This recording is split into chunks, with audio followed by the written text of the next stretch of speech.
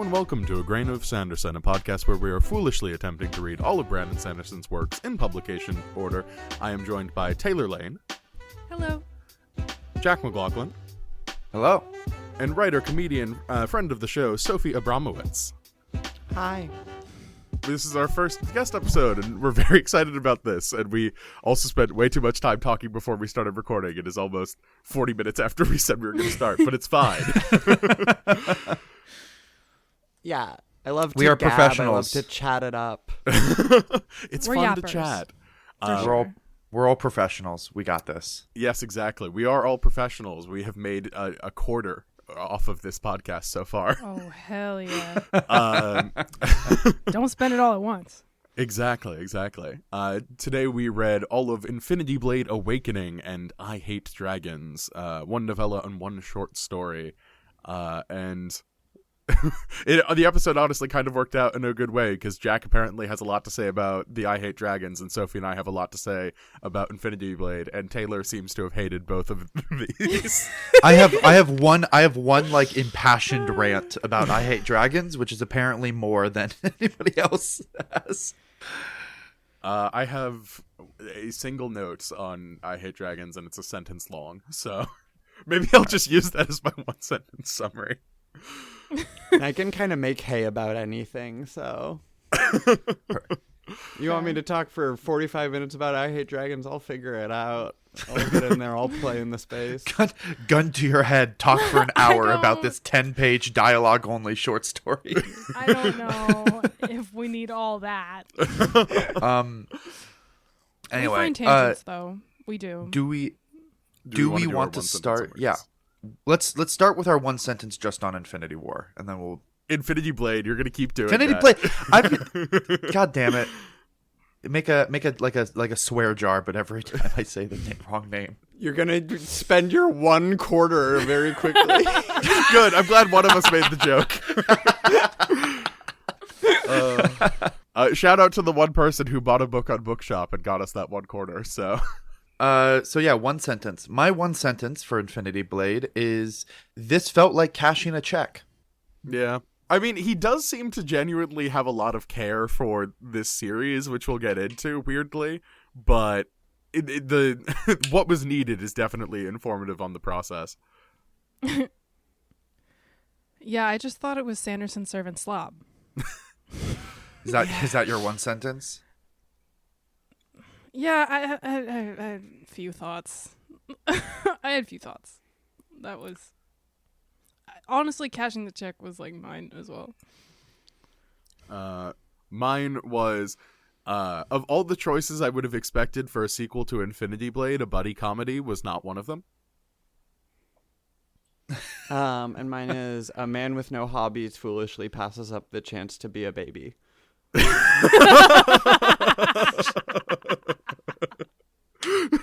I think that's the best one. That's really good. That's incredible. Wrong choice, brother. Like, I don't know what to tell you. Sophie's very good at this. It's almost like she writes comedy professionally. Oh my god, that's incredible. All right, so we can jump straight to the summary of the book. Actually, I think we should do the summary of the game first because it's a sequel.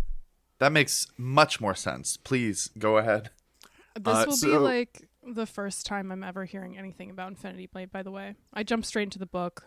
Not even a Google search. Nary a Google search. So You're Infinity- fine. You're fine, yeah.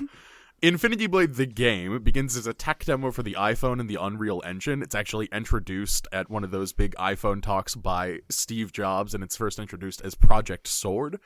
The game was developed in 5 months, and even today still looks incredible. It uses pretty basic swipe controls for sword swings and parry mechanics, and the game is cyclical, each cycle taking place over the course of 20 years as a young man attempts to avenge his dead father who died in battle against the God King, a mythic figure who wields the Infinity Blade, a weapon capable of killing immortals and absorbing prowess and power from the combatants.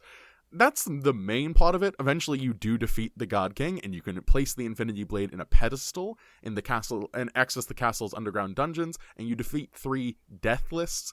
They are immortal beings like the God King. Then you can fight a mechanized mech warrior and you can find a high-tech chamber where the God King is reborn. There's also some additional stuff in there that I think is actually added after Sanderson came to join the process, so I'm going to save that for after we talk about the Infinity Blade Awakening summary. So Jack, go ahead with that. So yeah, Infinity Blade Awakening. This book takes place after the events of the Infinity Blade game. It follows Sirius, the last in a long line of these sacrifices, the last player to finally defeat the God King, where the sons of a line of warriors are sent to fight the deathless God King. People do not expect this sacrifice to win, but treat it as a symbolic form of resistance. Sirius, however, wins. Sirius returns to Drem's Maw in victory with the God King's sword, the Infinity Blade, in hand, only to find that the villagers don't want him there for fear of reprisal from the other Deathless.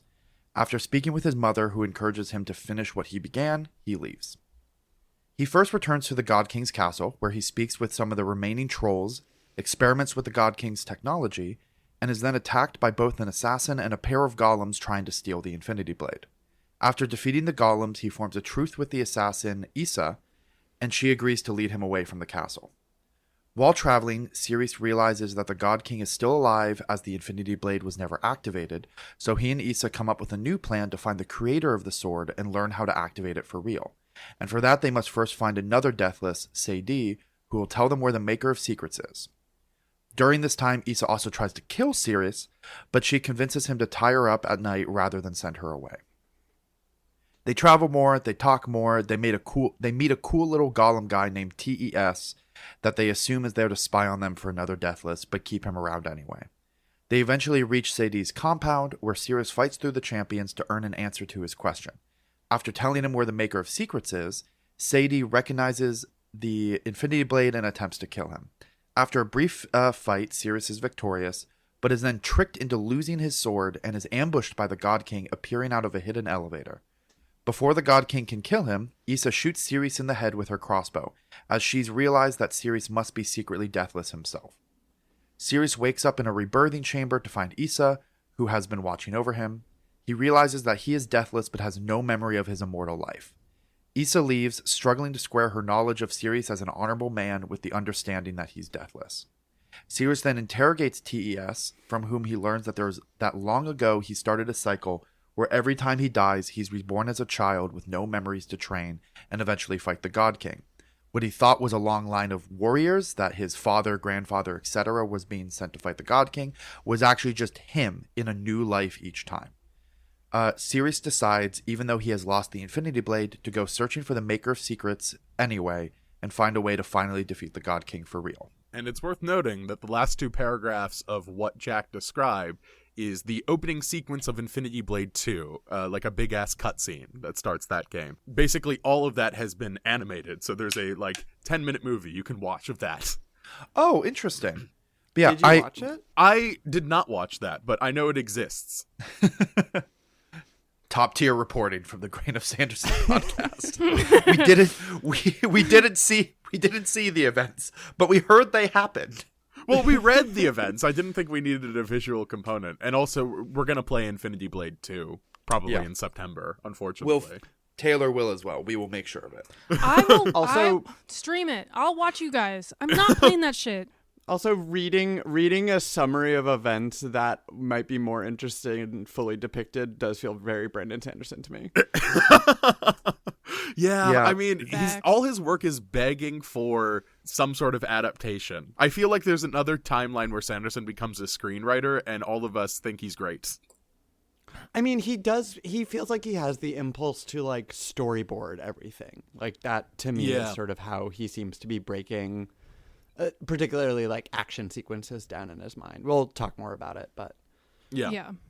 I mean, Sanderson is constantly playing with the idea of getting adaptations of his work. Nothing's ever been solidified or confirmed. I think a Mistborn movie has been in works or in talks for years at this point. So is this the closest that he's come to an adaptation of his work? This and Kelsier showing up in Fortnite. Yeah. Kelsier is in Fortnite. That is the thing that happened. Where you can murder him with the Infinity Blade. There we go. That's the connection we needed. So Graham, are you and I the only ones who played Infinity Blade the game?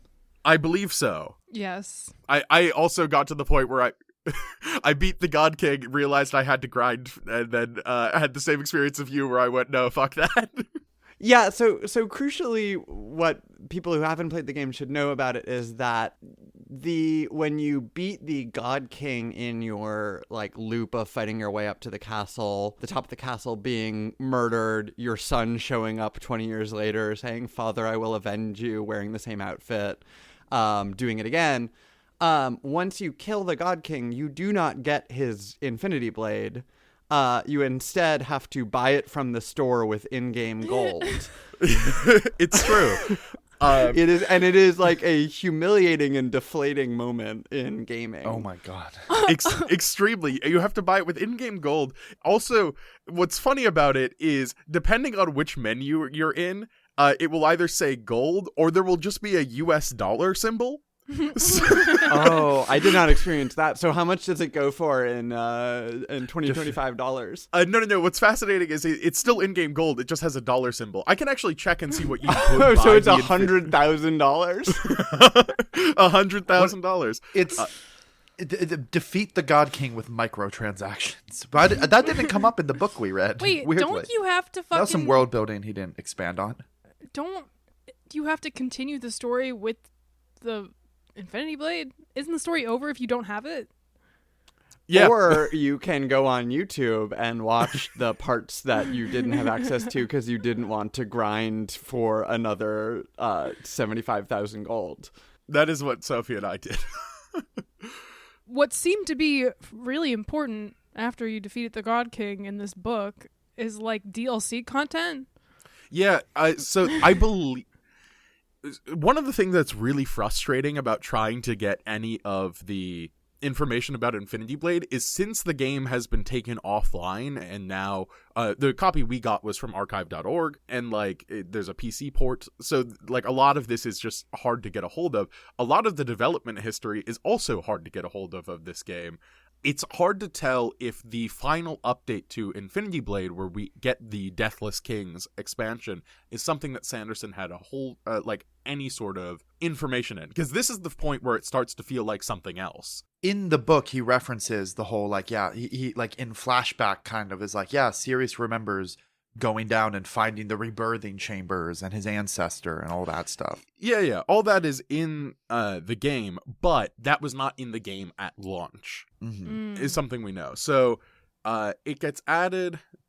The second update, titled Infinity Blade The Deathless Kings, was released March 2nd, 2011. So now I have to look up when Infinity Blade Awakening came out. When did this book come out? It is interesting if, like, this Sanderson, if that DLC had anything to do with we're calling it DLC. I guess it is technically. Has anything to do with Sanderson, because when I got to the part in the book where Sirius is describing how, like, he found like a keyhole with this Infinity Blade and found all this extra stuff, I was reading that and I was like, oh, this is Sanderson trying to explain in a way that makes in-universe sense the most game mechanic-y thing in the planet, the most like old classic dungeon delving video game experience. So there's a gap of 5 months between this update to the game and the novella coming out, and then the novella, the Infinity Blade 2, comes out 2 months after the novella in December of 2011. So I would assume he would have to be working on it, given... When does the development of Infinity Blade 2 come out? Keep talking. But yeah, no. I experienced most of the stuff that gets described in the novella, which is where it kind of tips into sort of sci-fi, like, dying Earth territory in the novella before I experienced it in the game, which I was a little bummed about because there's kind of a nice pop at the end once you do defeat the God King and walk over to his throne. He's got an iPad there, and it throws up like a big hologram of like a planet surrounded by, debris, and you're like, oh my god, we're in the future, we're not in the past. But I already knew that because I had read the novella, so I had to sort of pretend pop. Fair. To simulate it. Yeah, as far as I can tell, Sanderson did have an influence on this Deathless Kings DLC. So, like, or update to the game, rather. So, yes, I guess the sort of pivot to Dying Earth is a Sanderson move. Okay. It's also worth knowing, I have this Words of Brandon on Coppermind. Questioner, how much influence do you have on the story of the Infinity Blade games? Do they tell you what to write and you flesh it out? Brandon Sanderson, no. When I came on, they said, we don't have a story. Can you come up with one? That was part of the reason I was interested in doing it. Basically, the whole story of games 2 and 3, the in-between, have been my stories. I didn't write the games. I went over the dialogue and told them where it was really bad, and I focused on the novellas. The dialogue in the games, not quite as awesome as I would want it to be, but the basic story was me, and the creators of the game brainstorming all characters I came up with. Dialogue. Yes. Though it had its own fun little narrative, which I liked the idea of. I sat down with them like, if you're going to have a series, you can't have a series with no characters ever. You have 50 protagonists that die each time. You've got to build the mechanism for this. So let's go this direction. They loved it. Series. I would also counter with the point that I think the narrative of Infinity Blade the game is more interesting than the narrative of Infinity Blade the novella. The narrative of Infinity Blade the game made me laugh very loudly. Just the first time that you get, chumped through the chest by the God King, and then immediate smash cut to 20 years later, Father, I will avenge you. Yes. And that's really great. I think I liked series more when he was just the one who succeeded. Yeah. Versus actually he's the same guy having been reborn hundreds of times. Which is also very funny that the same guy is getting chumped at age 20, and that the God King has to trudge to a dummy castle to do it again. Okay, yeah, can we talk about that? That's one of my favorite things about this. It's not his real castle. He doesn't live there. It's a set. It's the castle he keeps specifically to attract the sacrifice. And when he gets word that there's a new sacrifice on his way, he's like, well, let me go off to my sacrifice castle. Oh, you can maybe defeat. It is a Hollywood backlot. It is the fucking Warner Brothers lot. Yes. Well, and it's a thing that Sirius ascertains by being like, if this was a real castle, there would be a staff. I don't think this is a real castle because there's only 10 to 12 enemies here, and that's not enough for a castle.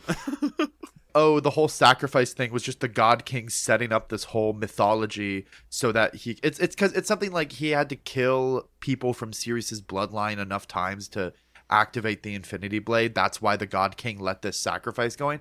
But I found that really funny, when Sirius was starting to realize hey, this whole the God King just letting a guy walk up and duel him every 20 years, that is a little odd. Oh, it turns out it's because the God King, in it. There's some holes in that part was a little entertaining when he talks to Issa, and Issa's just so I don't know why you're doing it this way, man. Why the honorable duels? Why haven't you tried assassinating him like a normal person, like a normal resistance?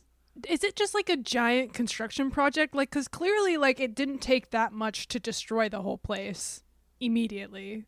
So he's got to be rebuilding his summer home, right? There's It's pretty impressive. I mean, wait, should we show Taylor what Infinity Blade looks like? Oh my god, I'm honestly scared. Walton tried to send me a video of gameplay, and I refused. I was I like what's in my head. I don't know. It's just a guy in the Crisis armor fighting a troll. It's not, Yeah. So this is what the castle looks like, Taylor. I will put this in the show notes for the listeners as well. There's just what? Right. I mean, I did really so there's a scene in the novella early on where you're sort of alternating between Sirius, the protagonist's perspective, and the God King's perspective. And the God King wakes up after being murdered in his resurrection chamber and is that shouldn't have happened. However, I'm going to now decide that is what I wanted to happen. This actually was part of the plan the whole time. Which feeds into this guy keeps showing up and I keep murdering him. I'm going to decide that's actually what I want to be happening and create a whole lore around it. It's camp. It is actually just a really funny setup. There's a version of this that leads into that I really, really like. It does feel like the work of a lot of this novella is Brandon Sanderson like playing through the game and trying to figure out how to sort of extend a story out of it, and having like very Sandersonian impulses to like take everything that's mechanical in the game and find a way to like knit it up diegetically or like mythologically.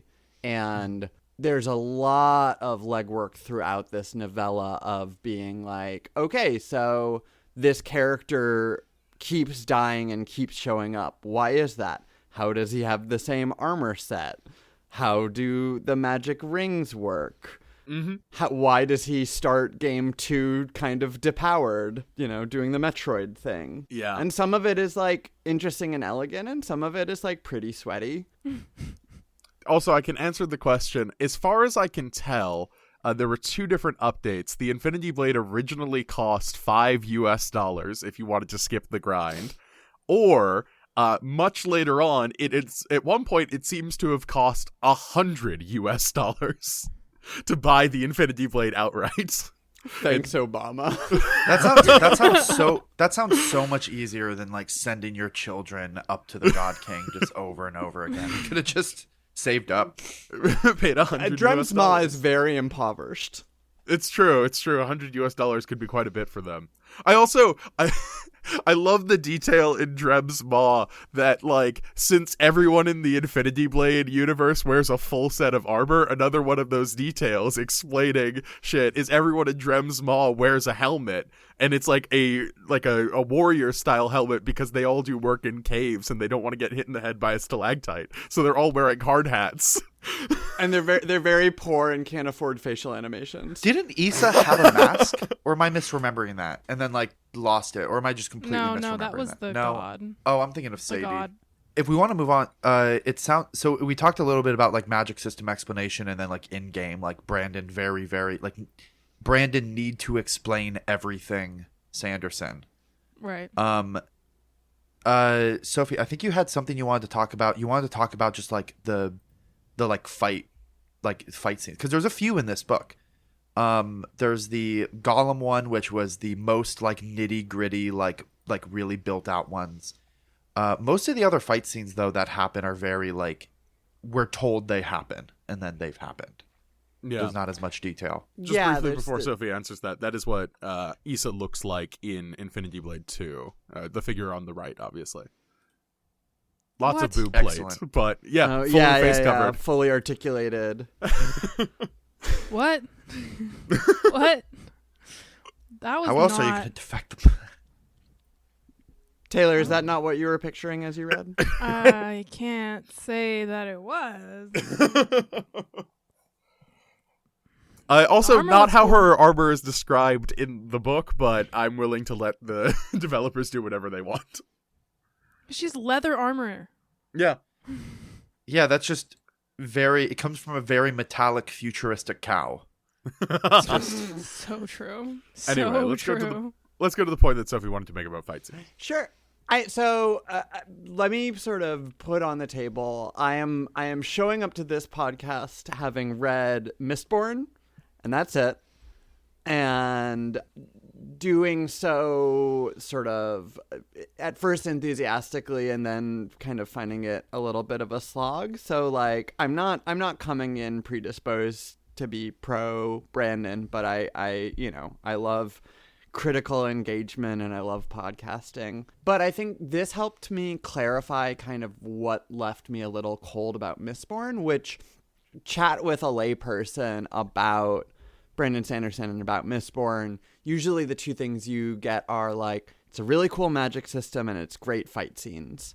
And I kind of came away from that book feeling like these are very creative fight scenes. There's a lot of like very sort of cool puzzle solving in the moment and like powers being used in exciting and unexpected ways, which is like very sort of X-Men-y to me. That's got a lot of juice for me. What this helped me realize is that the way that Sanderson writes fight scenes, or the fight scenes that I've read at least, have a very like beat by beat by beat by beat structure to them, where like every move kind of occupies the same unit of time and the same unit of page space in a way that almost makes it feel a little bit like a tactics game. Like, Ceres spends 4 action points to dodge,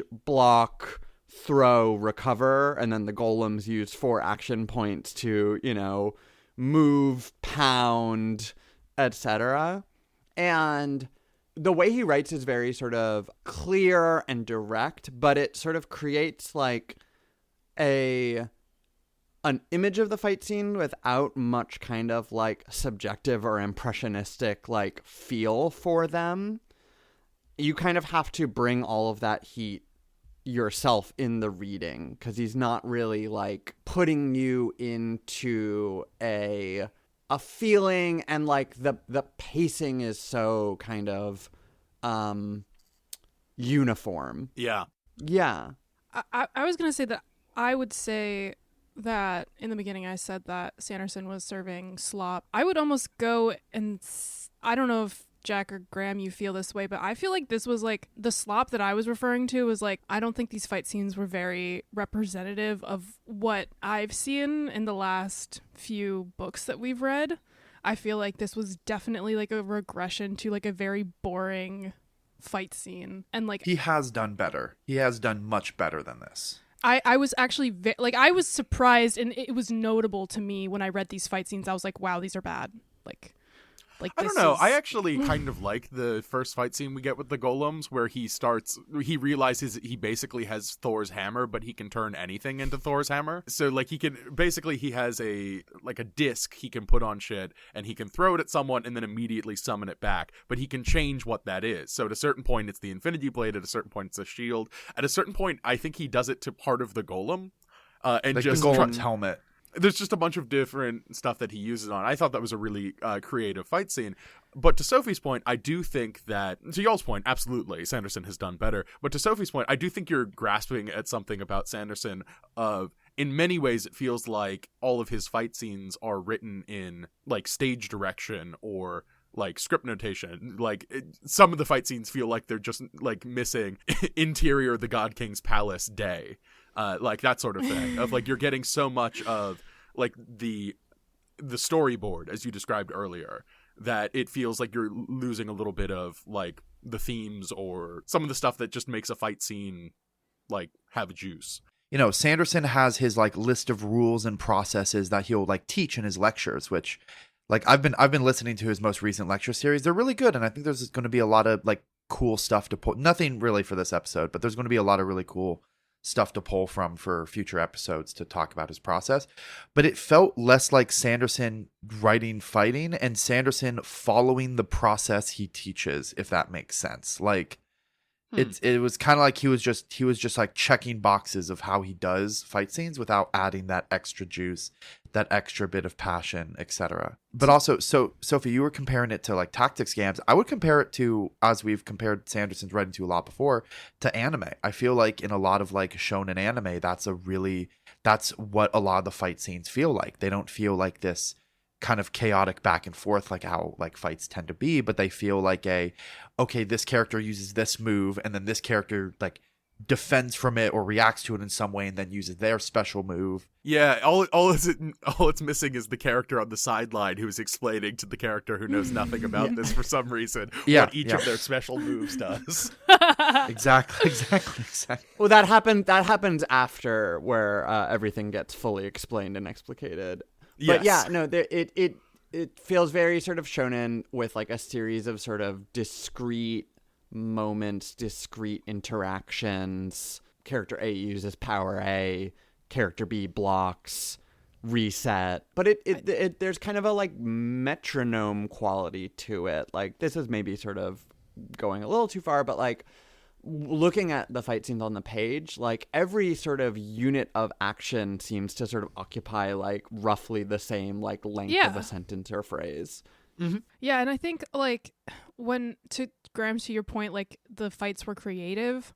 I was honestly mostly talking about like the wording. Like, I thought that the writing sentence to sentence was poorer. Like, I thought that, yeah, the fight scenes might have been creative like they usually are, but I thought, like, you Sophie, you haven't read The Way of Kings, but I think that having read The Way of Kings and then reading this, I was surprised at the low quality of writing in the fight scenes. I thought that they were just poorly written.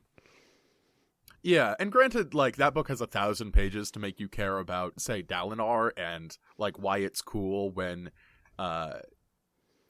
he, like, you get a sentence in a fight scene about him. But also at the same time, like, there are plenty of genre books that are this same length as Infinity Blade Awakening that rule and are really good all throughout. So, I mean, I don't think you have to have buy-in in order to write a good fight scene. Yeah. Like... Yeah. I think, actually, I guess my question then is, Graham and Sophie and Taylor, like, you guys, we all read a lot, and we've been describing the fighting in this way as this very, like, blocked out, very storyboarded, very, like, turn-based fighting. Yeah, do you have any examples of, like, books that you think don't do that? Like, do an example of maybe what you think is, like, a more interesting way of writing fighting that doesn't, like, fall into this? Yeah, because this turn-based feeling is most of Sanderson fight scenes. Sometimes when he's really cooking with gas, when he's really at his best, it's kind of hidden, like you don't notice it, but it's still there. Because I'm trying to think, because I'm genuinely trying to think, like, how I'm trying to think right now, like, how would I write a fight scene that did not feel that way? Yeah, I think the way that you. I don't have any, like, examples, but I think that an easy way to break up a fight scene is to give it emotional stakes as well as, like, physical stakes. Like, I'm thinking about in Mistborn, the second book, when... Why did I even start the sentence? I don't know anyone's name. Vin is fighting the evil Vin in the second book. That's in the first book, Sean Alariel. No, the boy. In the second Zane. book. Zane! Fucking Zane. Oh my god. Ven is fighting Zane, and I feel like that was an extremely, like, both emotionally charged and, like, physically prowess charged fight that I think is one of his best. Whereas, like, these fights were just, like, him knocking on a golem, and it's like... In terms of just, like, general fight scenes in a work that I think is really good, I know I've shouted it out on the podcast before, but the Dandelion Dynasty, there's a lot of just... Ken Liu is extremely precise, and there are just some sentences in that are just so good. It makes me want to, like, get up out of my seat and cheer whenever a fight scene in that book happens, particularly a good one. And, like, sometimes they're brutal and meaningless, because, you know, that's some of the themes of that work of, like, wouldn't it be better if this whole war didn't happen? But sometimes it's like, yeah, you killed that motherfucker by throwing a sword through that dude's chest. That's incredible. Reminds me of RRR. Yeah. Oh my god. The things that are jumping to mind for me are, I guess, like, memorable because maybe they're, like, plot critical duels. I'm thinking of the Traitor Baru Cormorant has a sort of pivotal duel where the character Baru's sort of dykey love interest steps up to fight on her behalf. That's in the first one, Tain Hu, right? It is in the first one, that's in the first one, and that's sort of when that character really kind of crystallizes. And I think that is, like, the function of that fight is to kind of crystallize that character. I don't have it in front of me, but I remember it being kind of Sanderson-y in that it's a kind of, like, beat-by-beat thing. I think it helps that you have a character on the side whose, like, life is on the line reacting to it, and sort of each beat of the fight moving them sort of closer or farther away from, like, a terrible fate. And I think there's just a lot more sort of, like, impressionistic and stylized language sort of in that fight, that sort of in the same way that, like, you know, in a shonen anime there will be, like, a point where it's, like, a flurry of blows back and forth, or like the, you know, in Hunter x Hunter, the, like, Gon Hisoka fight in Heaven's Arena that suddenly has this kind of, like, intense breathless quality and, like, a much looser animation style. You know, the characters are, like, off model. Like, maybe that's a good touch point, is, like, Brandon Sanderson characters never go off model during a fight. There isn't sort of that degree of like figurative or imagistic like stylization. It's very sort of grounded in like physical reality. Like every sword strike is described as opposed to just like stepping back and being like, and like describing the way they exchanged blows for like a few.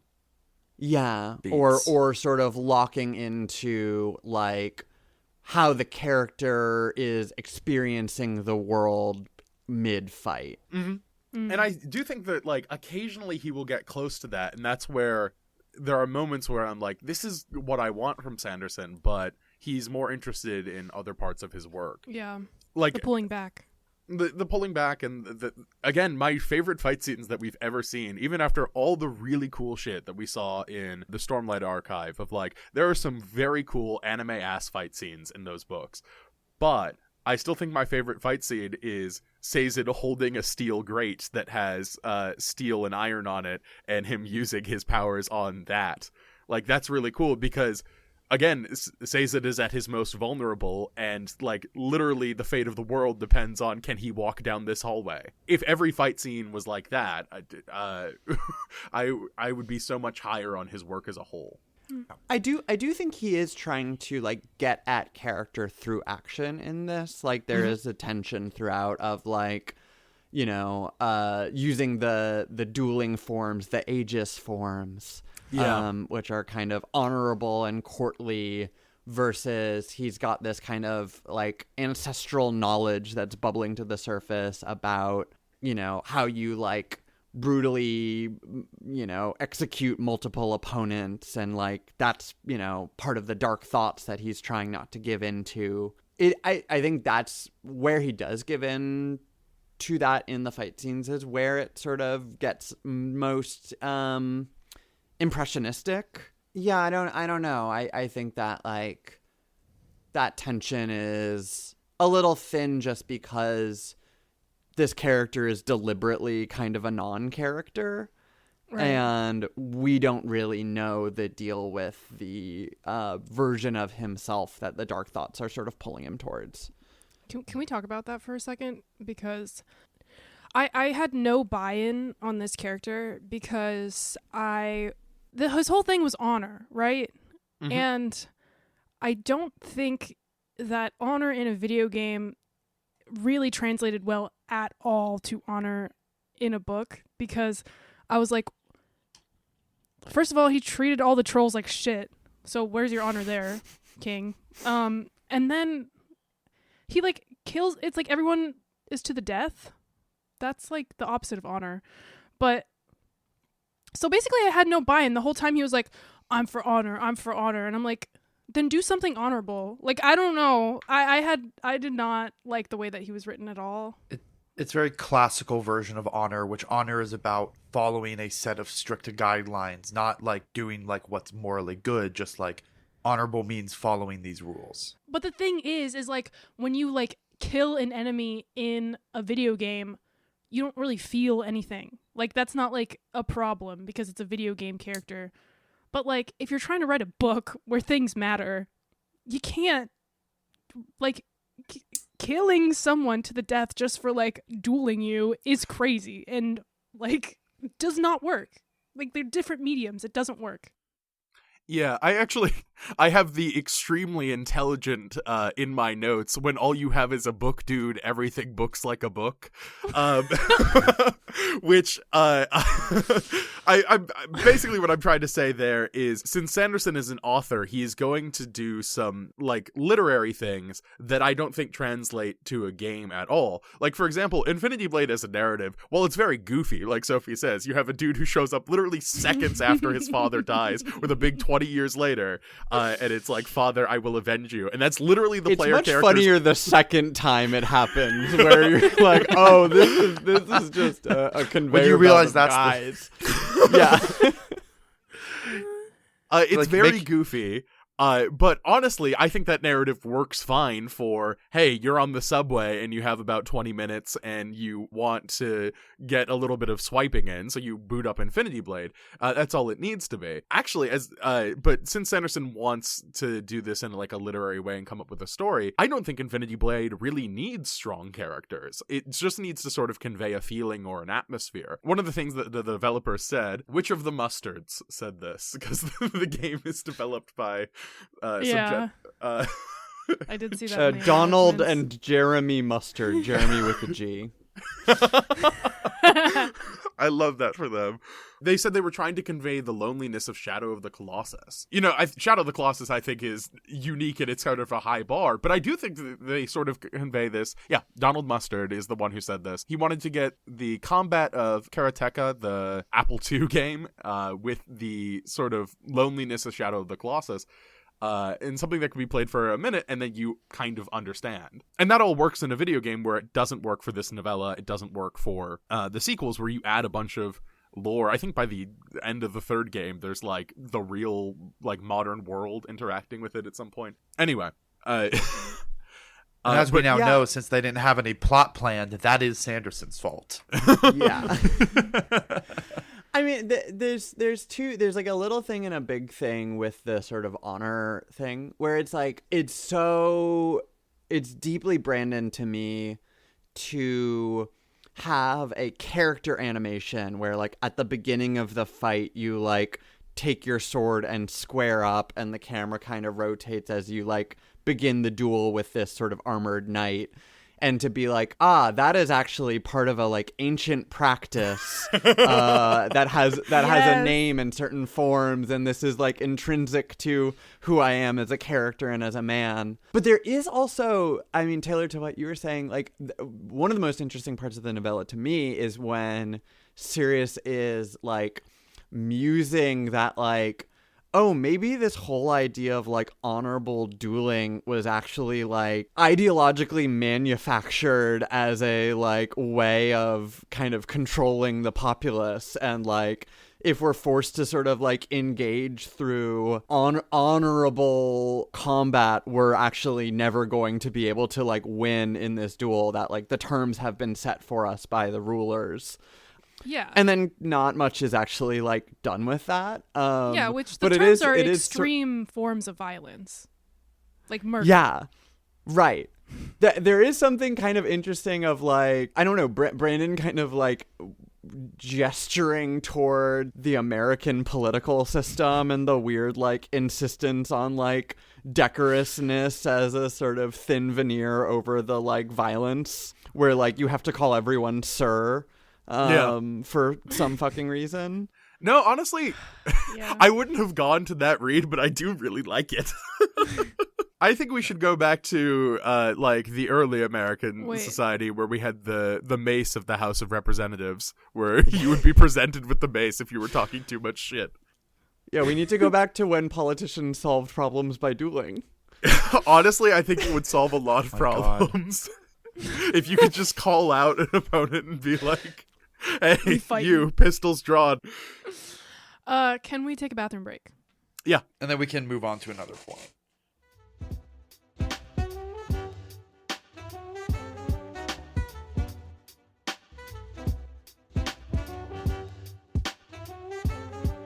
Welcome back. In my 2 seconds of research, I am learning that Issa is voiced by Laura Bailey, because of course she is, and Cyrus is Troy Baker. Yeah. They got the video game voice actors for the two of them. I mean, who is a more Troy Baker protagonist than than Cyrus? It's true. Or Sirius. Series. I actually, well, now I'm curious. Is there a canonical pronunciation for this in the game? Because I listened to a little bit of the audiobook just out of curiosity. And in the audiobook, they call him both Ceres and Cyrus. They use that interchangeably, which is really annoying. Yeah. That's very weird, because it feels like you're giving the I's two different... I guess that's how vowels work. I shouldn't be so... Did you have a favorite like novella trying to bend over backwards to explain something mechanical in the games thing? I do. I think my favorite novella bending over backwards was the healing rings and why they have a cooldown. Yeah, that's really good to me. it's really funny. And of the fact that it's just like, oh, and the reason you can't use them that often is not at all explained in the game, but like you age dramatically every time. You age dramatically. It's actually an issue. You have to pause between fights to clip your fingernails. I mean, I did really like the explanation of how the God King makes the Infinity Blade appear in his hands. Just like, we need a whole thing there. Yeah. That it's like magical air tags. Oh, it couldn't have just been, I don't know, it couldn't have just been magic. He couldn't just Couldn't have just been magic. Couldn't have just been magic. There was one point. Oh. Hello, Aloy. I had to bribe her with treats to come downstairs.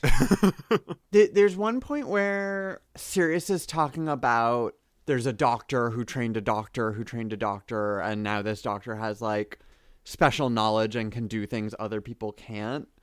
Like if you have the right information, you can do what everyone else thinks is a miracle, which to me was like, oh, Brandon is trying to sort of why the player who is hypothetically playing multiple generations of guys keeps getting better at the game. Yeah. It's weirdly gesturing towards like the meta text. That's also just like a theme in all of Brandon Sanderson's work. He's really big onto that whole like, you give people time, they'll eventually, they'll eventually develop and eventually like develop scientifically and culturally and all that stuff. Yeah, I mean, for me, that line that you're talking about, I highlighted with like a giant eye roll because I was like, all right, Brandon, we're back to this. We're back to knowledge is power. Really? We couldn't find anything else. Well, one of the things on that sort of point of like we always have to go through the technological progression, it is interesting to me that Sanderson got picked for this because it's really weird to have the dude who's obsessed with progress be the guy to adapt the series on cycles, because like all of his work is obsessed with progress. Like you always have to get not only progress in general, it's obsessed with specifically how technology progressed in the West. Like the fact that the Infinity Blade, the God King's iPad has like a Siri specifically is like what it has of like, oh, I have like an AI that cannot think for itself, but it can answer questions. He has a smart speaker. Not just Siri, but specifically security questions that like, yes. If that was funny as hell. That's a really funny thing to put into it. It has very little to do with Infinity Blade, the game, though. Go ahead, Sophie. Oh, well, I mean, just to what you were saying, like, on an infinite timeline, man will eventually come up with security questions. But also, I just like, that was the one scene that I thought was like legitimately very funny. Just the conceit of like the security questions themselves being like, who was your first, great champion? And then Sirius trying to respond to it like it's a contest of riddles. It's like, that's just good genre stuff. Yeah, that's really fun. God. I wish there was a little bit more of that in the book. But yeah, it feels like the sort of like Dying Earth kind of like sci-fi fantasy jam up stuff is, he just kind of leaves a lot on the table with it. He's basically doing the thing of like, any sufficiently advanced technology will operate like magic. So it's just like, it's advanced technology that like plugs neatly into being a magic system. So he kind of fantasies up the sci-fi, and the sci-fi ends up just being a little bit of an aesthetic. Yeah. But it's also a very sci-fi approach to fantasy to have everything be very kind of like coherent and click together, be rooted in systems. A sci-fi approach to magic, I think, is an excellent like thesis for Brandon Sanderson. Yeah. Because there's no messiness. Yeah. There's often a critique of Sanderson of his work is sort of to like remove the human, like and just if he could write source books, he would be happy. And I don't think that's a fair critique or true. However, I do understand how people arrive there of it feels like I'm reading a wiki for something. And also the fact that like there are a lot of people who don't read Sanderson's books, but they keep up with Coppermind and they read the wiki, and that's how they engage with his work. I know people like that. Yeah. Like I have a friend back when I was in Madison. Hi, dude, if you're watching, I'm not sure if I can say your name. It's like literally like I'll be talking to him and he'll be like, "Oh yeah, Jack, like what book does?" And then like insert like super spoilery name that you even know the name to like Cosmere stuff. And it's like, "What book do they reveal that like XYZ shard is present on XYZ planet?" I'm just like, "What? What? Why do you haven't you only read Warbreaker at this point? What the hell?" Why do you know that? Yeah. It's like that's an approach which, I mean, like there's no wrong way to, well, maybe there is. There's few wrong ways to approach media, but it's just one that I'm like, it seems something uniquely Sanderson that there's a whole contingent of fandom that are just like, they will read Coppermind and then go read the books to like see the context of the cool Coppermind stuff they read. Well, I mean, I think there is a real desperation for cultural interpretation, and people find that in different ways. For some people, it's reading fan wikis. For some people, it's like insert property they like lore video. For some people, I think a lot of this is the basis for conspiracy theories. To take it to like a very dark real life place of like people are desperate for like, please make this thing make sense to me in a way that is narrativized. Yeah, that's the reason like Vati Vidya is so successful. Is he is turning these games that are not difficult to read, but ask more of you to read for like a Bloodborne or something like that, and then asks you, and then he puts it into a really easy, understandable, like hour-long video that you can listen to and get like 90% of, oh yeah, that's kind of what Bloodborne is about. And then his interpretation becomes very dominant. Well, it's reading as deciphering rather than like reading as sort of meaning making. That is excellent phrasing. That is so big in Sanderson, like subreddits and stuff like that. Like that feeling. People are reading Sanderson works not to see what happens to like Kaladin or like other Stormlight characters, but to find out what's the answer to how he was able to do that magical thing. Kind of like different motivations. Do you feel like he invites or like cultivates that form of engagement? I think he does. Absolutely. I really think he does. Whether he does that intentionally, he does through his like words of Brandon. That's like a huge part of his fan base is his whole very much openness to answering questions. And he talked about this on a recent writing lecture. He makes sure he says explicitly, he makes sure he knows enough about the mechanics of like how the magic or the world works, so that when he's asked a question, he can give through extrapolating the details he's already set, even if he didn't already know the answer.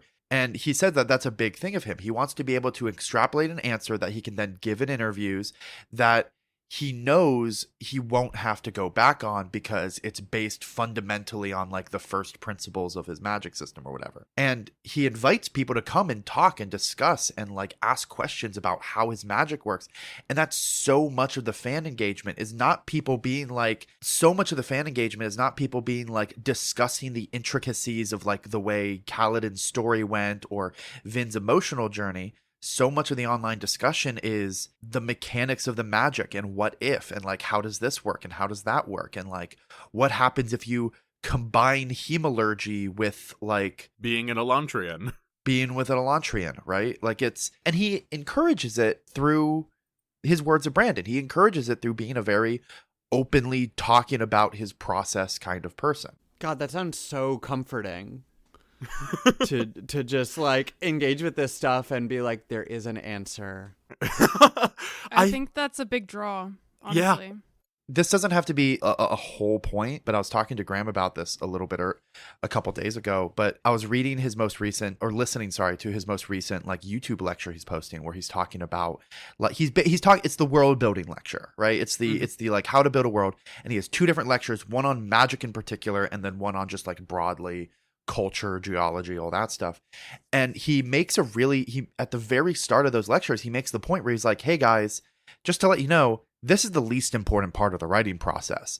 It doesn't matter how good your world building is if your plot and characters suck. And good plot and characters can carry you through bad world building. Like, of the triangle of plot, characters, world building is the least important. Which was so fascinating to hear say, because so much of his fan base has taken the wrong lesson.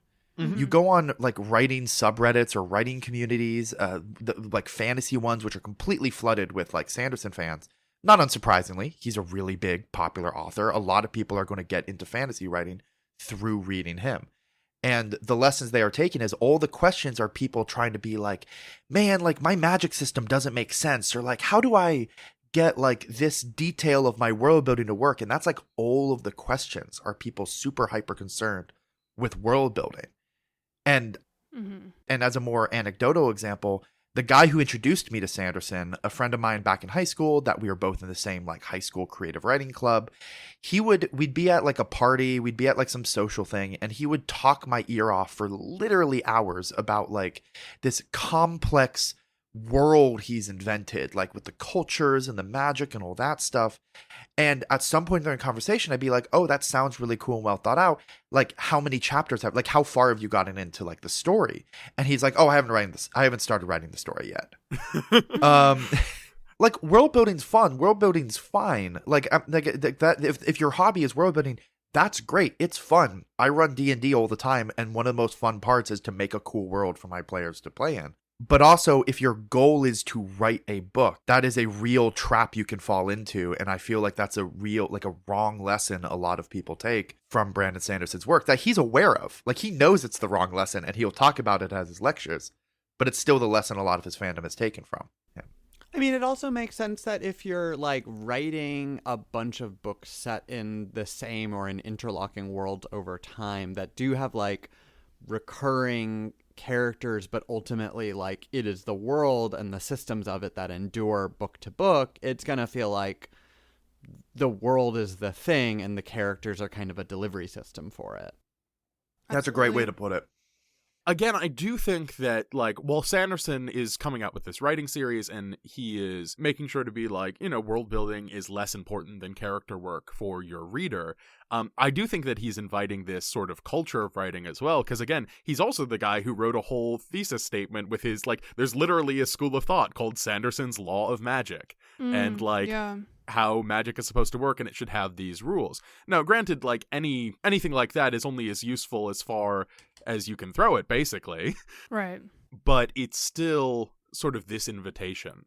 And once again, like, I've been listening to his lectures. Like, he is aware of the limitations of his process. He actively will talk about it, but it's very much the community he has cultivated is taking the wrong lessons.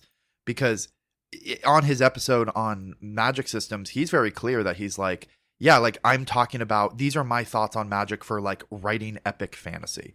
He draws a line where he talks about, like, talking to some urban fantasy writers and just being like, yeah, this system doesn't work for urban fantasy writers, or if you're doing horror, or if you're doing Lovecraft, or if you're doing blah, blah, blah, blah, blah. He's like, this is...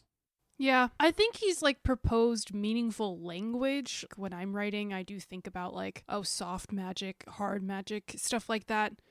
But I think that, like, it's only as meaningful as, like, shorthand for, like, talking about stuff like this, where, like, I don't know that if you should write to it necessarily. Like, yeah, it's like a nice analysis thing, but I don't think it's nice for actually world building, like, as I think it's very useful as a descriptive tool, but people are using it as a prescriptive one. Right. Yes, that's what I'm trying to say. Like, for example, the first rule, or I don't remember if this is the first, but a rule is like how much your magic can solve problems is directly proportional to how much you know about the magic. Like, don't have the magic like be the solution to a problem if the reader isn't aware of how that magic works. Which and here are like 100 different ways that didn't work. Like, here are like there's 100 great books where you have no idea how the magic works at all. Or nuance or facets to it, or like all of this stuff. Like, as a general rule, it's basically like as a general rule, it's basically a long-winded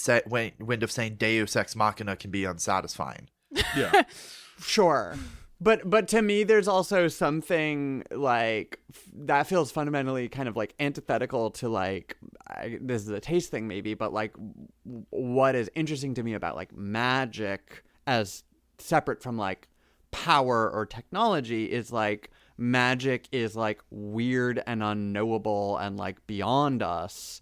Yeah. And to have it always kind of be roughly in lockstep with like the reader's subjectivity and the character's subjectivity kind of like reins it in and pins it down in a way that one could like, say even removes the magic.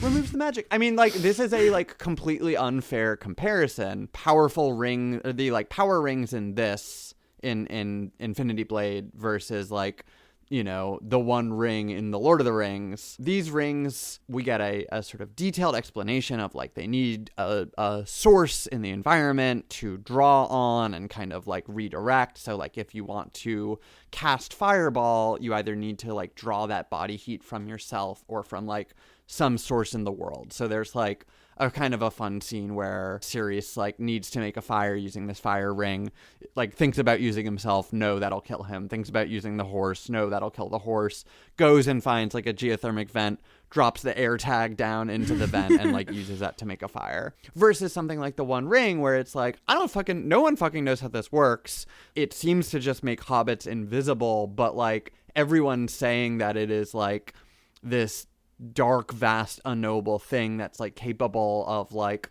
untold destruction, and we get like glimpses of that. That's all we really have to know. Like, what's up?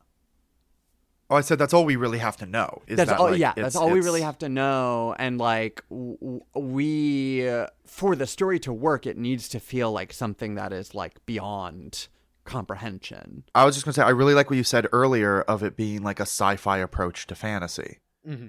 Yeah. And I think that's a really, like, people, this is much more like the superhero genre of like powers, where it's like, you know, there's a decent amount of hand wavy like magic, but at the same time, like it's very mechanical, it's science, but just a science that doesn't exist in the real world.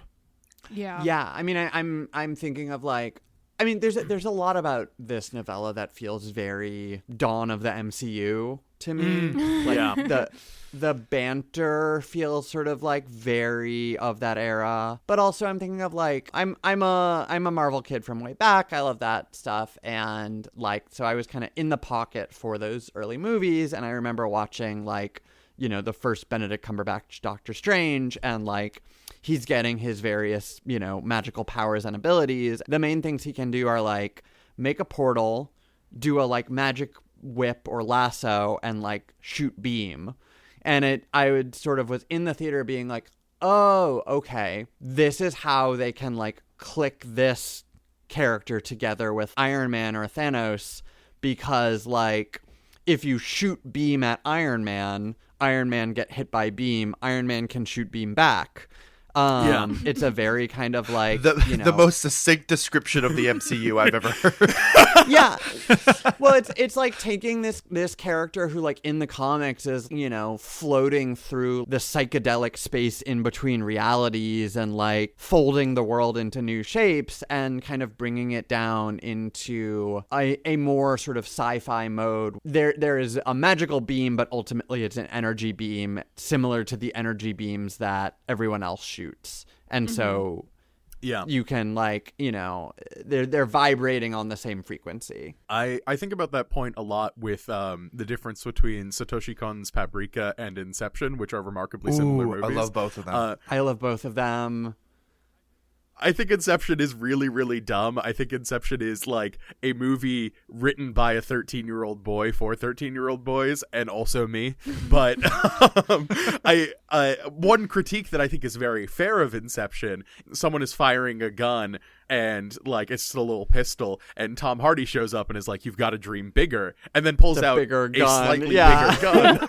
And whereas like the version of this in Paprika, there's a scene in Paprika where they like need to get somewhere quickly, and they walk by a movie poster that has a motorcycle in it, and they grab the motorcycle out of the movie poster and ride on it and start flying on the motorcycle. And I do think that Sanderson is much more in the camp of dream of a bigger gun. Yeah. This is sort of the difference between like psychedelics and amphetamines, you know?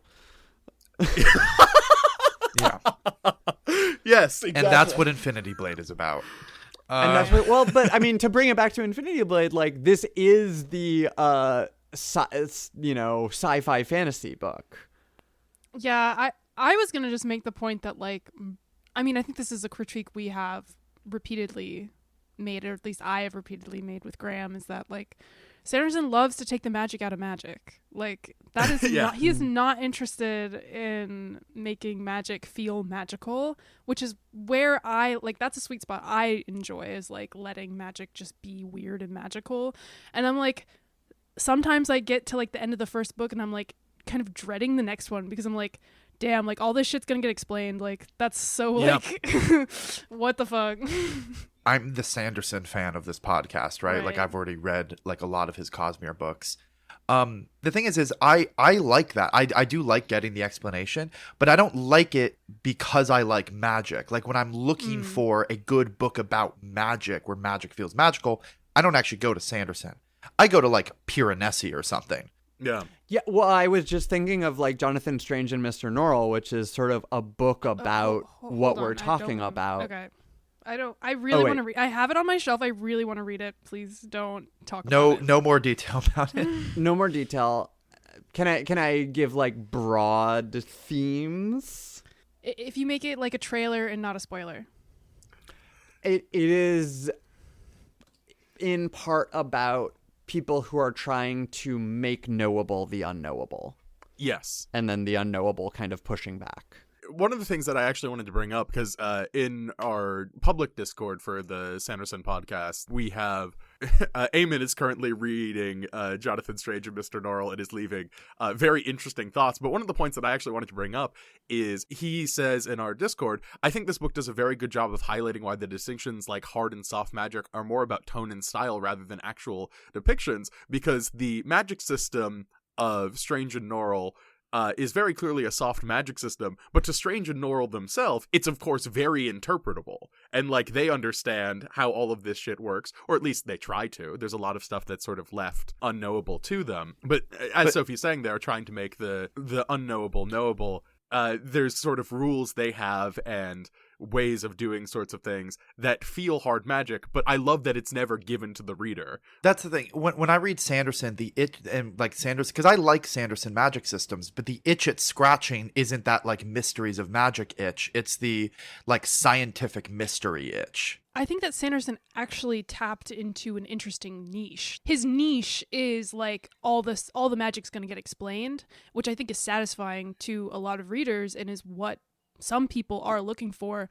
I just happen to not be some people. Like, that's like I don't think it's bad. I think that a part of his major success is also like tapping into that niche where like not a lot of I think a lot of fantasy authors also are like me, where they enjoy like the magicness of magic, whereas like Sanderson's got this really kind of unique thing that he's not unique, but like this niche that he's tapping into.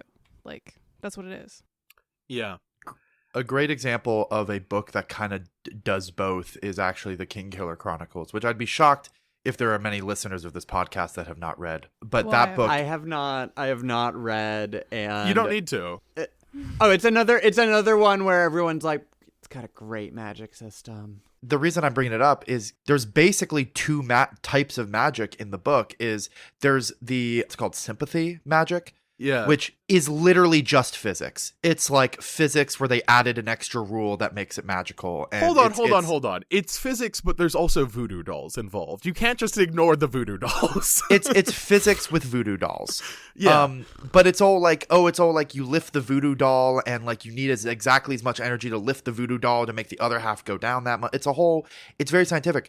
But a huge part of that book, true magic, like the names of things, like the fae, all this stuff, that the main character is trying so desperately hard to become a master of, in the same way he's a master of like the more scientific magic, and he just can't, because it's like it's not something you can put down to hard rules. And that's one of my favorite parts of the book, is that it's drawing this line of like, yeah, no, like here's some magic that's knowable, and some of it's just always going to be unknowable and mystical and like strange and more metaphorical than it is realistic. There's a lot of great shit in those books. I do think there's a lot of problems with them too. I mean, that is the real sauce of those books, is you have the very, very strict hard magic quantum entanglement with voodoo dolls, and then there's also Tamberlin the Great knew the name of the wind, and so the wind obeyed him. And, like, that shit is also great. Yeah. Should we maybe steer back to Infinity Blade? Yes. Our least favorite subject. But before I try to make a like terrible bridge by trying to metafictionally interpret the God King as a Sanderson insert because he has access to all of the systems. Right. Honestly, I would be here for it. Our recommendation for Infinity Blade is that we just spent most of this podcast talking about not Infinity Blade. Anything else. Yeah. But the thing, just going back to our bulleted list of topics, I just wanted to make one really quick point, which was there was parts of this book that really feel like you can tell Sanderson was working on a draft of Words of Radiance, the next Stormlight book. I'm going to say this in very much not spoilery way, but like in the next Stormlight book, we're going to learn more about like the specific traditions of dueling and sword fight. We're going to learn a little bit more about that part of the culture. The Aegis forms. In reading Infinity Blade, I really felt like, oh, this is when Brandon was like playing around with those ideas. This is like draft 1 of him playing around with those ideas.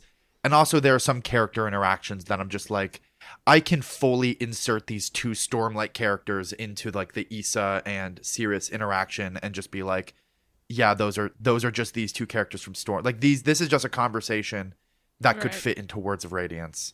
The other thing that Do we want to talk about Sirius and Issa?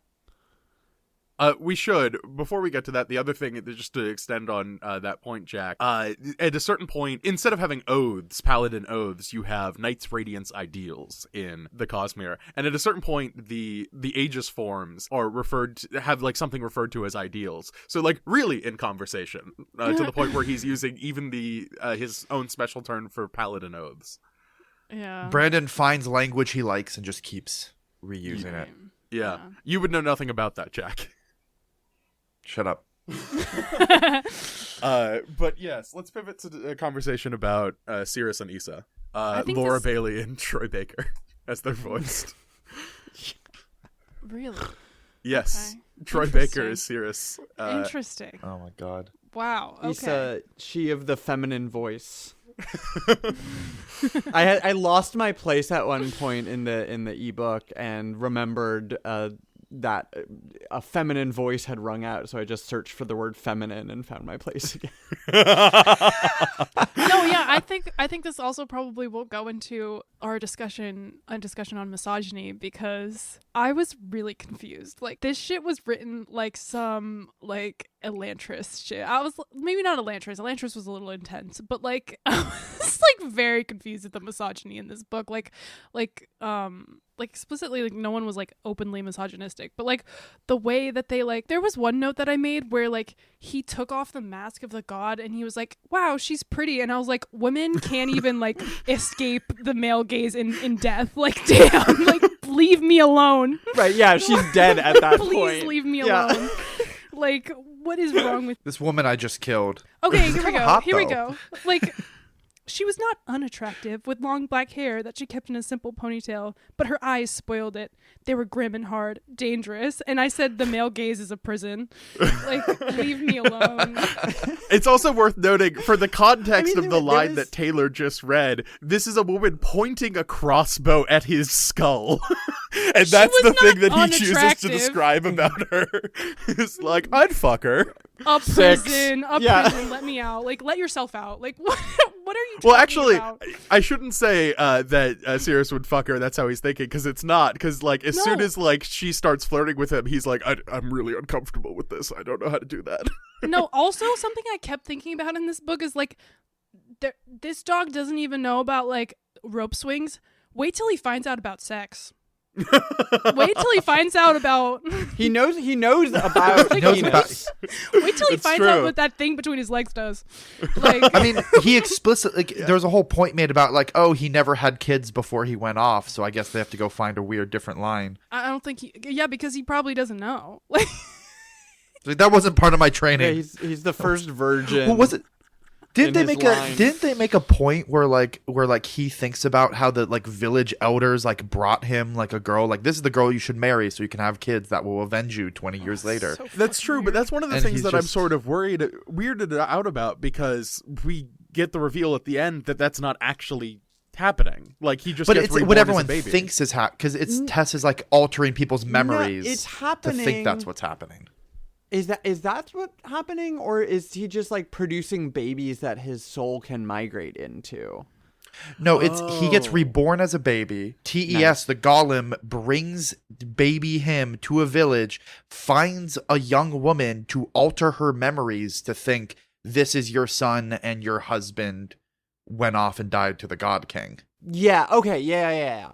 TES and his creepy little powers that are like alluded to was one of the more interesting parts of this for me, because it was also like one of the things that wasn't like fully and thoroughly explained, but it's this like little sort of obsequious critter actually has like kind of horrifying abilities, and also is Tars from Interstellar. You're right.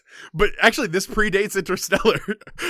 Did Christopher Nolan steal this from Infinity Blade Awakening? Once again, Nolan happy to rip off the work of more creative individuals. As we all know, Christopher Nolan ripped off Planescape Torment for Memento. But there is like with the Issa stuff, like there's whiffs of like the weird Vin, like I'm not like other girls thing. Yeah. Like there's one point, and it's through Sirius's perspective. Like there's one point where he says that she like smells of leather and wax, good smells. There's sort of this insistence that like because she's sort of, you know, hearty and capable, that she's like, you know, a woman of quality. Yeah. And even though she does betray him, there is like a moment of genuineness to her character where that I think is leaning into that I'm not like other girls thing of like, even when I tell the truth, no one believes me. And then she does commit a betrayal. So like, it's a little on you, girly. She does, yeah, wake Sirius up with a crossbow at his throat, pulls the trigger, and it only doesn't kill him because Sirius was smart enough to like prepare for that. Like Classic beat. He removed the firing pin. that was literally it. It's like she fully pulled the trigger with the gun in his face and just didn't realize the firing pin was gone. I guess that's true. I thought that rang a little bit. I kind of like that because it kind of highlighted patriarchy, like how people are like a lot more like willing to trust like a straight white man versus like anyone else. I thought that's what it was kind of tapping into. Like, I didn't see like Issa specifically as like the problem. I kind of thought she was just like broadly like, look at you, look at me. People trust you, they don't trust me, which I liked because I thought that was like, yeah, slay. Like, that's true. Another thing that's sort of interesting is in the Infinity Blade, the first game, everyone speaks a language that is, there's like a little bit of Like fantasy Simlish. Yeah, it's God. there's some Simlish, there's a little bit of like at a certain point when the God King is wielding the Infinity Blade, he says infinity, but he says it with like a bizarre accent. For the most part, they don't That's speak any adorable. language. As soon as Infinity Blade 2 rolls around, everyone speaks English and everyone speaks English the same. Sanderson, Oh, what did you do? Interesting. And I do think this is a Sanderson choice because he adds the impulse of like there is a foreigner now, because Issa is notably a foreigner. In the audiobook, she has a French accent, which is interesting. Which is not what I was really getting from her, but sure. Which is a character detail for her that seems to mostly sort of boil down to like comedy beats in the repartee. Yes. Yeah. Oh yeah, the fact and- that she's a foreigner is just not like a huge. And gives Sirius an opportunity to like correct her constantly, which seems to be a thing Brandon likes to work into his characters. A preview for I Hate Dragons. Yes. Oh yeah. I mean, do we have much left to talk about Infinity Blade? I know we have regression on misogyny. We talked about the sword forms, talked about Words of Radiance. Our only 2 points left that we prepared are, for such a short book, he sure does fucking repeat himself. I don't know who wrote that. I did. That was Taylor. And then I know That's the Sophie point. wrote this one. HRT could have saved Arthur the Vile. I wrote think that one Graham for wrote that Sophie. Yeah, I was very distracted by the fact that he just said over and over again, like, I want my freedom, with that meaning nothing. Like, that means nothing. Like, he, like, decides in the beginning, like, I want freedom, never defines the parameters of what freedom means to him, and then uses it as some sort of, like, empty, emotional tie. Mm-hmm. And he was a good man who wanted freedom. There's no one cares. Stop repeating that you want freedom because no one believes you and the audience doesn't give a fuck. There is a version of this book that never would exist, but that is just about Sirius having slain the God King, like trying to figure out like who he is and what he enjoys and like building a little life for himself. That book rules. But of course, he must be a chosen one. Yeah. Yeah. It's like a character cannot just be like whatever his internal monologue is and then like have literally zero actions that like reflect that inner monologue. Like, I do not believe He you went want on freedom. that rope swing. I That think was, like, that the he just one wants time. to like go on a rope. Like, I don't think he wants freedom. I think he just like wishes he went on a rope swing as a kid. Like, I don't know that. Well, I mean, to like... Sophie's point of like, and to your point, Taylor, of like, there is a better version of this book that is like, oh, I was a chosen one. I understand that I was a chosen one, and I was sort of doomed to fail in some ways. And now that I've succeeded. What am I? He never made a choice, though. He never made a choice to be like, I'm pursuing freedom. Every single choice he made in this book was like, I'm gonna do the quest. Like, he was like, in his head, he's like, I'm gonna choose freedom, and then immediately chose the quest. In a longer book, you could even do something. You could even do something interesting where he's lived his entire life with a quest, and he's almost struggling with like the need to find a quest because that's familiar versus the world telling him, hey, there is no more quest, you can stop. That could be interesting, maybe. And it is notable that like this book is so load bearing. I mean, granted, like all of this gets summarized in the first like 15 minutes of Infinity Blade 2, this entire book. It's interesting that this is so load bearing as a text between these two games that were wildly popular, sold very well, because I think of most video game novelizations as this is the book version of the video game you just played, and they're usually okay. Some of them are kind of interesting. The Myst novelization is weirdly good. But Yeah, but there's a guy in there yelling at you. It's kind of distracting. It's that sort of thing of like this is a text is unusual in a lot of ways. Yeah. But check out this perfect segue. It's almost as though Sirius's masculinity is sort of a cage for him, that he's not actually making any choices for himself, but instead just following this like string of obligations that actually keep him from having to identify what he wants and who he is. And maybe who he is, you know, something other than what he was told he should be. Maybe he's a girl. What an amazing segue. Are you some sort of journalist? I am some sort of... I'm a writer. You're so talented. But there is something about just like the way that he kind of...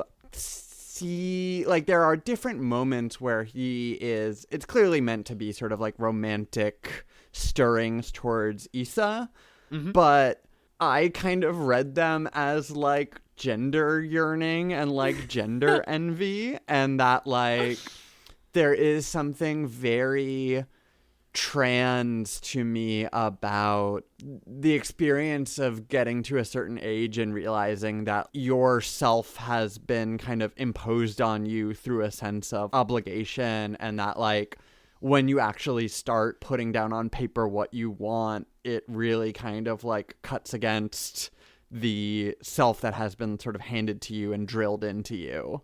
Absolutely. I did not get this read at all while reading the book, but also, you know what? I'm willing to throw my whole weight behind it in support of it here. I'm down. Just as another trans person, like, that kind of character is something I'm very drawn to. And, I mean, Jack and Taylor could both attest to this. In every single, like, tabletop game that we've played together, that's all my characters. Of, like, a character who shows up to something... and they suddenly are like given this opportunity to be something else, and they don't know what to do with that, and like in a very trans way, or they've been told they're this thing their entire life. I wonder if they were signs earlier in life, Graham, that you might be trans. that we could have picked up on. Well, and also just to like ram the point home, Sirius has like a evil version of himself in his brain who is this sort of like domineering, like masculine, prideful, cruel self that if he sort of lets this cycle keep going unchecked, he will eventually become. He will return to being, Arsar, who in Infinity Blade 2 or 3 you learn is named the Arsar the Vile, and then you go around and get all his vile armor and vile weapons, which is funny. It's very funny. But specifically having the bad evil man voice in your head, when it seems what Sirius really wants to do is eat delicious baked goods with the girls and go on the swing. Wants to make sweetbread with his new girl, with his new gal pal. Yeah. Wants to dike out with his baker girlfriend. You don't know her; she's not from here.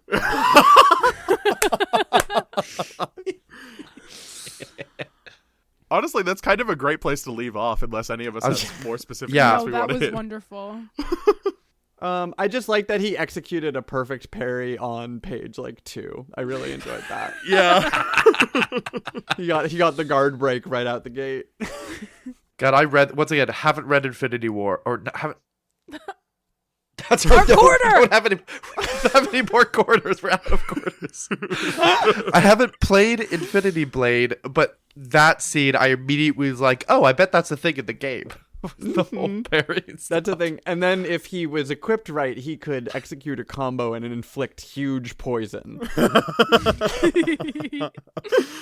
God, this is insane. Anyway, moving on to I Hate Dragons. I wrote the summary for this as well. I Hate Dragons is a short dialogue-only story Brandon posted to his blog in January 2011 as part of a writing exercise he gave his students. It follows a man negotiating with his supervisor to get a better job than Dragonbait, a job he only has because he smells really gosh darn good to dragons. The dragon arrives, but lands a little too far, and the dragon and the main character, Skip, I think his name is, have a short conversation where the dragon tries to convince him to submit to being eaten. The main Skip tricks the dragon into letting its guard down, and the hunters swarm and kill the dragon. In May of the same year, Sanderson posted an extended version where he includes dialogue tags and prose as well as additional chapters. These chapters include explanations of the magic system, meeting the sorcerer benefactor of the hunting team, and the main character revealing that his greatest dream is to compose a book full of every word and their spellings and meanings. Really short. It has a little bit of charm and comedy to it. It's the type of thing you write in a creative writing class when you're told, hey, write a whole story where there's only dialogue. And with that, it has a few little clever bits of comedy, a few kind of funny moments.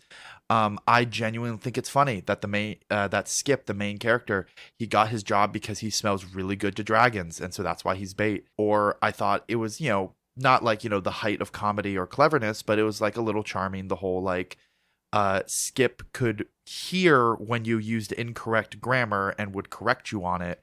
The dragon uses the wrong there at some point, and Skip points out oh, you said there, you meant there. He makes the joke of I can hear apostrophes. This whole right. Brandon has to explain the magic system of being able to hear apostrophes. That's my rant, right? So before you get to your rant, I just want to say that this whole bit feels like an extended Alcatraz joke. Yeah. This totally feels like you would have a librarian villain who would be able to hear characters' grammar and correct them on it. That's the extent of the joke for Sophie. So you get a little bit of edification on other Sanderson works. He has a book called Alcatraz versus the Evil Librarians. It's a short series where honestly, it's like superheroes meets Lemony Snicket. You have librarians controlling all of the dreary, normal Lemony Snicket world and all of our normal world. And then our main characters are superheroes who have talents. The main character's talent is breaking things, that sort of thing. For anyone who is listening to our podcast and needs an explanation for Alcatraz versus the Evil Librarians, if you're just tuning into the Infinity Blade episode because you really want to hear Sophie, that's the explanation for you. Yeah. this is very much that kind of joke of like, this feels like a joke for a middle grade book that would totally work in it, particularly in a kind of work that is dealing with the metaficative like Alcatraz is, because it's a perspective of a memoir being told by this character and writing about writing and that sort of thing. Anyway, Jack, you can go on to your rant now. There's not like in the initial thing, there's not a lot to talk about if there wasn't this extended version where Brandon Sanderson was apparently playing with the idea of turning this into a full story and then kind of dropped it. And before the podcast, we were talking a little bit about how like, you know, every writer has like a Google Drive full of like half finished, incomplete, like whatever stories that never went anywhere, little short snippets. And Sanderson, as a pretty popular professional writer that has an ongoing close relationship with his fans, now we get to see a little bit of those Google Drive dregs. And that's sort of what I Hate Dragons feels like. It's a story he started writing, might have turned into something big, and then didn't. The extended version adds prose, it adds dialogue tags, it adds internal monologue, when there wasn't any of that before. And I think it really highlights one of the big criticisms we've tried to articulate with some of Brandon Sanderson's writing before and came up a little bit in Infinity Blade, which is his overriding need to explain things. He can't just let there be the communal pickle jar. He has to or barrel. He has to explain everything to you. In the original version of I Hate Dragons, we just hear through dialogue that Skip smells really good to dragons and that's why he's bait. And I thought that was hilarious. That was charming. It felt very Terry Pratchett Discworld. Like it was very like it was very just like whatever. But then we get the explanation. And then in the extended version, but after that line of dialogue where he says, I smell really good to dragons, now there's a whole paragraph where he's explaining to the audience that in this world, sometimes magic rubs off on you and people end up with one or more knacks. One of my knacks is to smell really good to dragons. And another knack is his ability to hear apostrophes and like hear grammar. And I was reading that and I was like, this, like you killed it. Like you killed the enjoyment. Like it was so much more charming and engaging when you didn't explain it, because you didn't need to explain it. Or not just the knack's the most egregious thing. That's the most Sanderson thing. The need to make it a magic system rather than just saying he smells really good to dragons was also like, there's a whole paragraph explaining why their hunter strategy was the strategy it was. Like, oh, dragons can fly, but they take some lead up to get off the ground. So it's important to get them on the ground so the hunters can swarm them and they can't take off.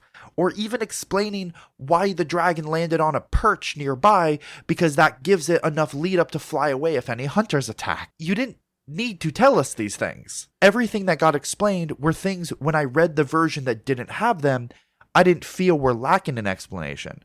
So I'm actually really glad we read this I Hate Dragons thing, because the side-by-side of the version where he was limited by the parameters of the writing exercise to have like just dialogue, compared to when he's just writing it, it's a glaring like example of something Sanderson sometimes struggles with, which is over-explaining everything. I'm imagining Brandon Sanderson just like playing a Monkey Island game and fuming. No, that's so real. There has to be an explanation. There has to be a system below that you can crack open, and he has to make sure you know. I can't imagine that, like, as a writer, because, you know, in both the Infinity Blade novella and in I Hate Dragons, like, he's clearly, like, having fun and amusing himself. Like, he's having a good time writing this stuff. Taylor, you look like you are about to disagree. I was reacting to something that happened on Graham's screen. Yeah, you just walking. My girlfriend walked past. That's all. But I can imagine that, like, as a writer, and especially like as a writer who like does what he does, like there is a pleasure to being like, all right, I threw all these like pieces on the board.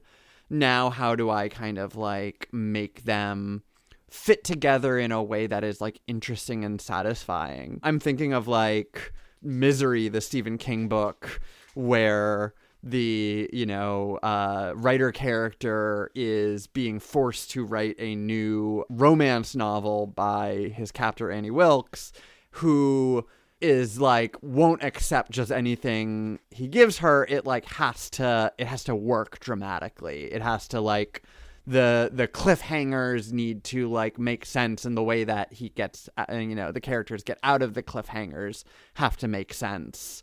And the writer character, is it Paul Sheldon, I think, is like finds himself caught up in the pleasure of that exercise of like needing to think of like a mechanically and dramatically satisfying way out for the predicaments that he's creating for the characters. And I feel like that's what like Brandon is doing with, his world building, is like, I have all these like bits and pieces, but like I gotta really push myself to come up with something that like fits them all together. The problem is that can be intellectually enjoyable to write and not necessarily like especially exciting to read. Yes. I mean, that's the thing that I feel with this is reading the two versions side by side. When I read the first version, I was like, that's fine. That's kind of, I see what he was going for here. But then you read the expanded edition, and the central joke of you have a character who can hear grammar, which in the afterword of the original short story, he said, that's the whole reason I wrote this, is almost completely lost in the expanded version. And to your point, Sophie, of tons of his books are sort of like kit bashed together works of his that he's trunked and then brought back out. For example, there's The Way of Kings Prime, which we'll get to in, I think, next year. Mm-hmm.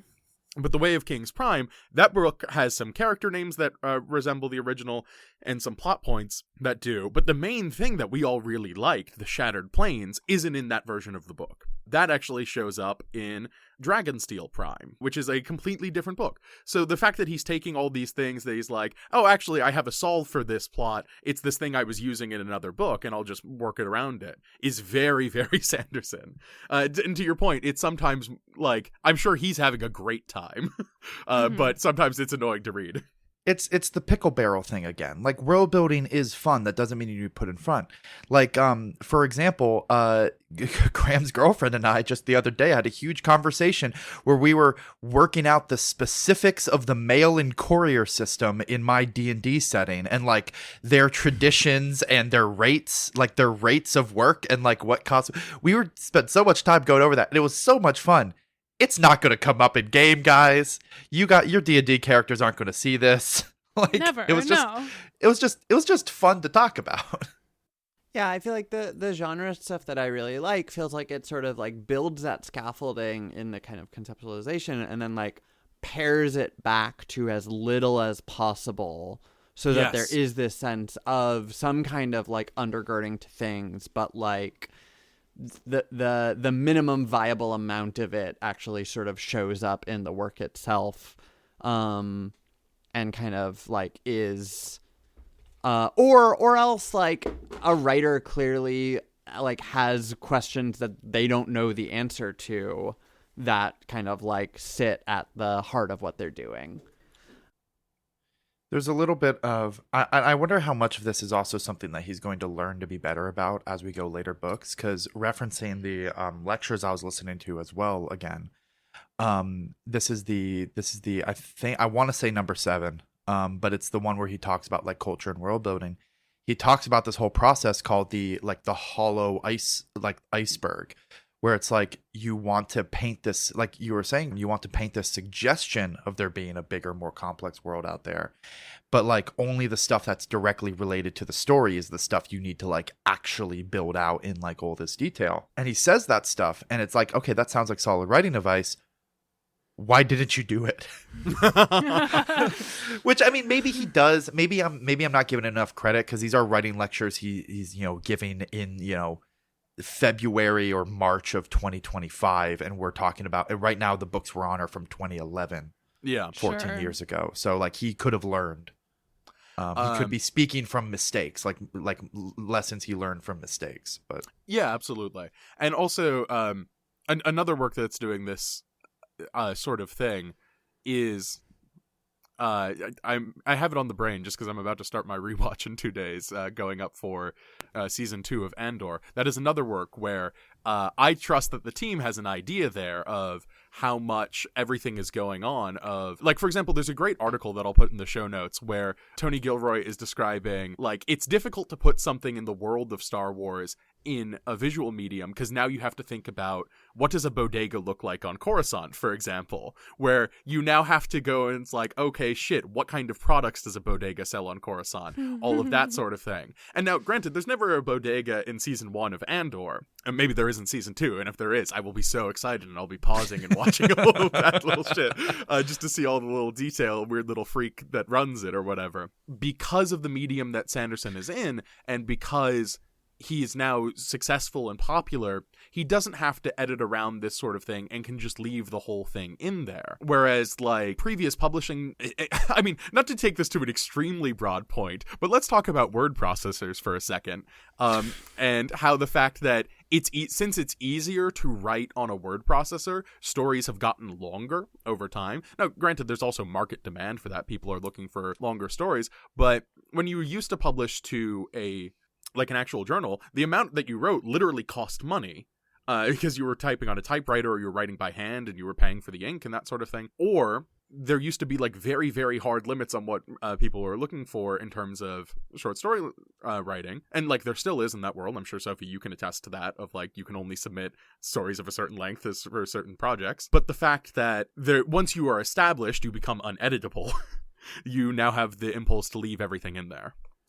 It was all very bad for me to speak, but it will sound good in the edit. I need the listeners to know Graham leaves in all the times I misspeak, but they take away every time everyone else does. They're doing it's to make me look bad. That is simply not true. I spent so much time cutting out your stuttering. Yeah, I don't know. I get so much pleasure out of, like, engaging with, like, gestural world building, where things are kind of, like, you know, stroked out in a few, like, quick lines, but not elaborated on or elucidated on. You know, I again, unfair comparison, but thinking of, like, Tolkien and Lord of the Rings, like, there's so much of that world that you only get through, like, songs. Yeah. Or, like, quick asides or mentions. And then, of course, there's a whole, you know, Tolkien has his whole mythos and Bible, and then there's, you know, the Silmarillion that, like, sketches all that stuff out, which I have never read because who has the time? Yeah. But, you know, when you're in that world, just in the Lord of the Rings itself, it feels freighted with history, and it feels like you are sort of at the tipping point in this world, but, like, where it's been and where it's going are kind of beyond the scope of understanding of, like, the characters or the reader. 100% agreed. That is much more of the camp that I'm in as well. And yet I have chosen to do this podcast with my life. I just, you know, I'm hungry for different things at different times. Sometimes I love the nitty-gritty world building, and that's when I'll read Sanderson. And sometimes I want the, like, mystery, like, I have no clue what's going on, but I'm cruising on the vibes. Both have their place, both have their audiences, all that. Do we have any, like, last points that we want to hit about either of these works, or broader points about Sanderson? Or do we want to get to our rankings, which will be nothing? I'm curious for the podcasters, like, both of these have characters who, like, one of their main sort of, like, points of interaction are, like, correcting each other. With, like, I Hate Dragons, it's like the Skip's kind of MO is, like, correcting other people's grammar, and in Infinity Blade, it's Cirrus correcting Issa, like, using the wrong words for things because she doesn't know the language. Is there like a through line of this through Sanderson's work, like characterization through pedantry? I feel like he's done that before, specifically to highlight someone being a foreigner or unfamiliar with the language. Well, I was actually going to point to Bastille in Alcatraz versus the Evil Librarians, because that's Bastille and Alcatraz's whole relationship is Alcatraz will be like, in the normal world, it works like this, and Bastille will be like, you foolish idiot. Of course, in the Free Kingdoms, things operate differently. Like, of course, stairs are more advanced than escalators, that sort of thing. So, yes, there is often a sort of pedantry correction, and I think this is just how he understands banter to work. Is this sort of correcting mode? Because again, there's often a character who is new to the system of magic. That's true of Mistborn, that's true of Way of Kings, that's true of Warbreaker in some ways. So there is this sort of relationship of like correction, and I don't know what to do with that now that you've drawn my attention to it, but I'm now going to be thinking about it a lot. It seems like it like serves in some way a plot function of like if characters are throwing out information and other characters are sort of correcting or adjusting their understanding, that's sort of like helpful to the reader as well, or like it's sort of tutorializing the reader. But also, I think that is just like if you want to write a certain type of banter, that is kind of like ready-made for you. Yeah. I think it's just like a more intriguing alternative also to just like the dump.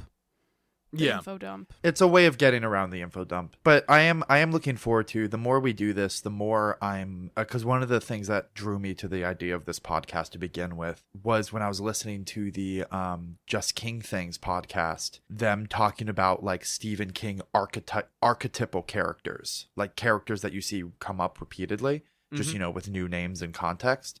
And that's something I'm kind of excited to explore in Sanderson as we get like a little deeper in. And I think the whole like the character who does the correcting might turn into something we could call an archetype, or it might be part of a different archetype.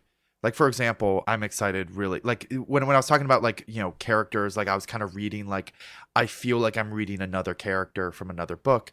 Like there were times where Issa, I really felt like I was reading like this could be Shallan dialogue. Yeah, I agree. And I feel like the Shallan character is an archetype Sanderson has a lot.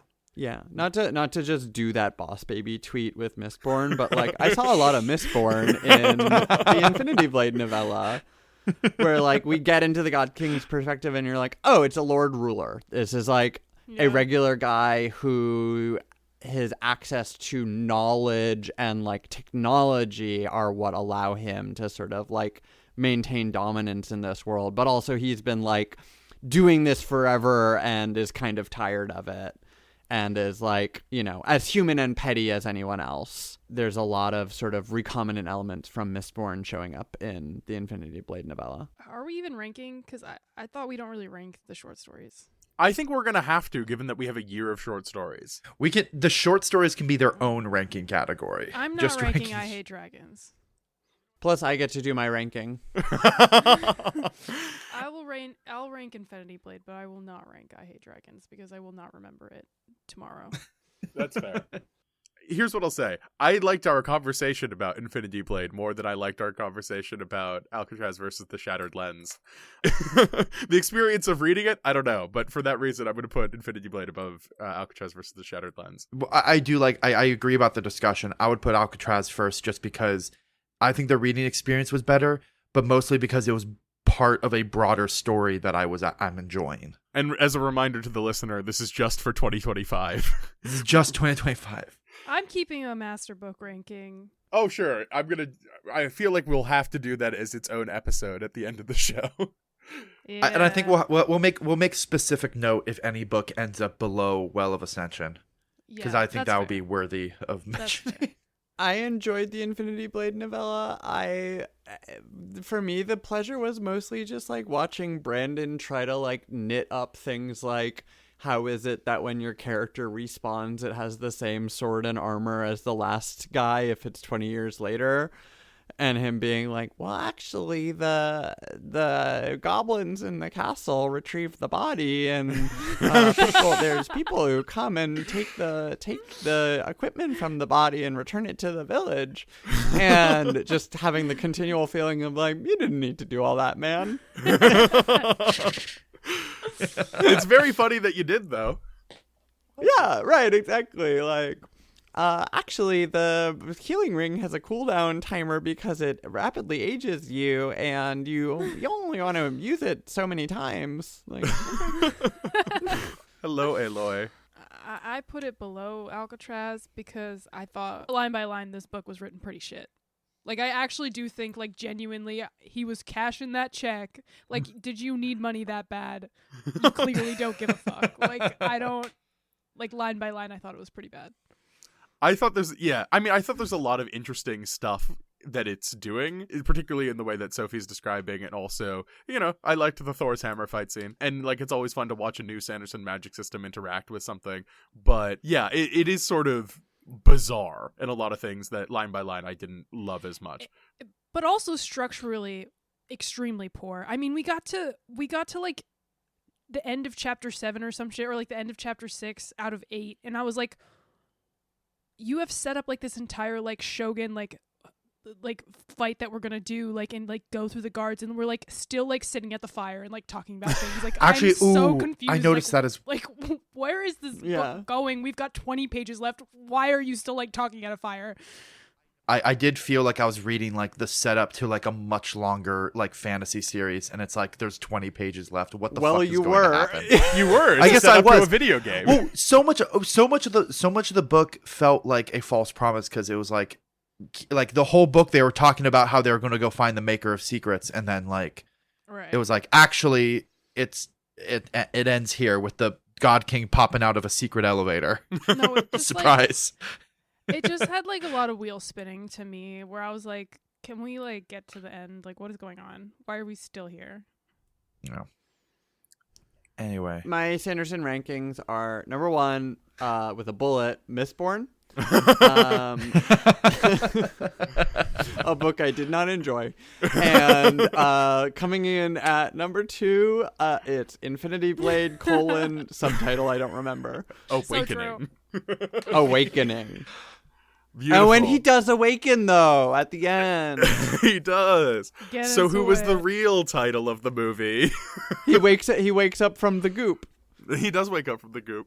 Before we say our goodbyes, Sophie, you just have a short story come out. Do you want to promote that?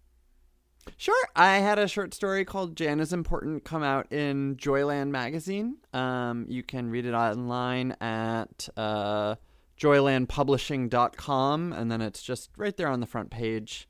I like it. I think it's fun. I think you should read it. I have a Substack. It's abromowitz.substack.com, and I put stuff on there when I feel so moved. I really want to shout out Sophie's short story. It comes endorsed by me and endorsed by my mom, which is honestly the more important endorsement. However, I will just say, Sophie, you are an extremely good sentence-to-sentence writer. There's a description of someone's aerosolized sweat in the first paragraph of this short story that is so disgusting and perfect. I love it. Thank you so much. Yeah, take that, Brandon.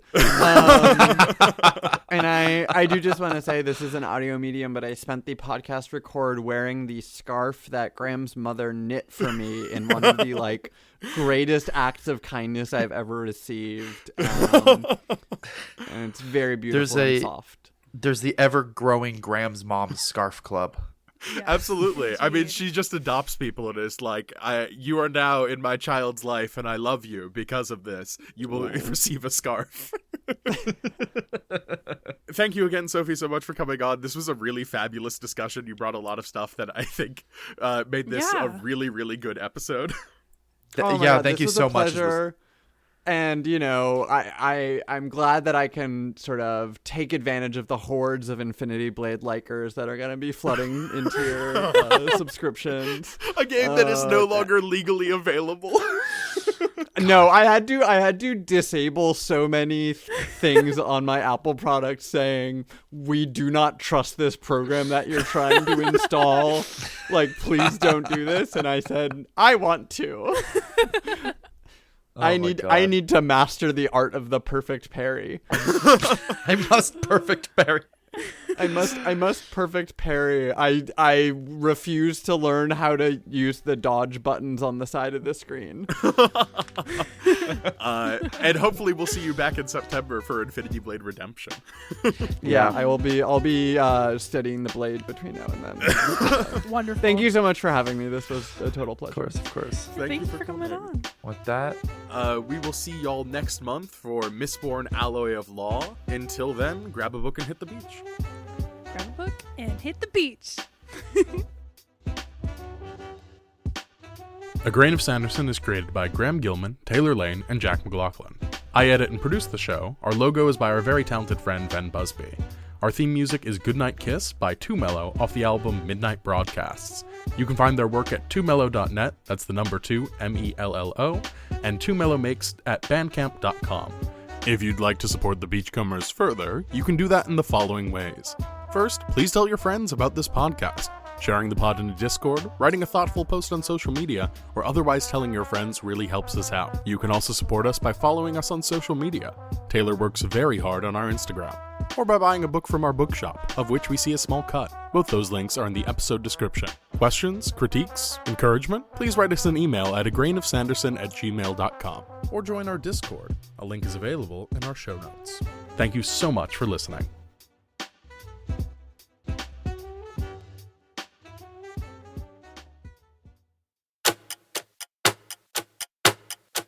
All right, let's clap on 39.